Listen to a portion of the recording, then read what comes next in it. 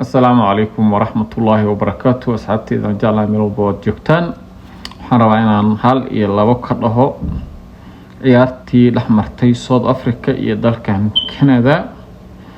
runtii maanta waxaa dhacday ciyaar aad u xiiso badan oo kamid ah World Cup-ka sanadkan dadka badanaa lama socdaan in koobka adduunka uu socdo sababtuna waxaa waaye sidii hore uma xiiso badno World Cup-yadii hore wuxuu lahaa xamaasad waqti badan la sugu jiray waa la jeclaa jiray hadda naadiyaashii wadamada ka qayb galaya aad u tiro badan mataqaana wadamada qaar oo ka cabanayo musuqmaasuq iyo waxyaabo lamid ah challenge badan iska jira sanadkan maadaama lagu qabanayay Mareykanka Mexico iyo dalkan Canada ciyaartii dhaxmartay South Africa iyo Canada waxay ahayd horta ciyaar aad u xiiso badan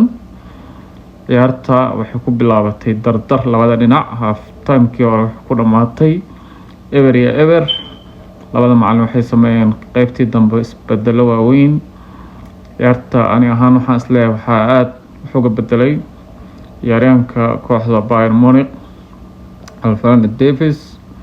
ciyaarta markuu soo galay ciyaartoyda Canada u yeelay motivation badan isagoo soo xaroonayay ciyaartii waqtigii dheeraadka ah Canada waxay hal iyo eber guush ku raacday waxayna u gudubtay wareegga xigo iyadoo wajihi doonto wadamada Netherlands iyo Morocco tii soo baxda marka ciyaartaas dalkan Canada maanta aad looga dareemay ciyaartu waxay ahayd ciyaar aad u xiiso badan ciyaarihii World Cup-ka aan daawaday waxay ahayd mid kamid ciyaartii ugu wanaagsan ee aniga arkay labada dhinac weerar labada dhinac mataqaana kubada xiiso badan kubada qurux badan hadii aad daawatay qaybta commentiga. Assalaamu calaykum waraxmatullaahi wabarakaatuh.